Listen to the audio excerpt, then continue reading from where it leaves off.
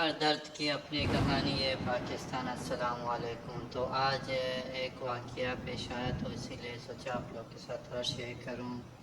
یہ بابا جو ہے 24 گھنٹے سے روٹی نہیں کھایا، تو ایک آدمی نے جو اس کو ہوٹل میں لے کے گیا، تو بس سوال یہ ہے کہ یہ سوال ہی روٹی کا ہے، کیونکہ پہلے لنگر کھانے اور پناہ گاہیں تھے، تو کوئی اگر سٹی میں کام کرتا تھا بھوکا تھا تو کم سے کم اس کو تو روٹی مل جاتا تھا، وہ بھی بند ہو گیا۔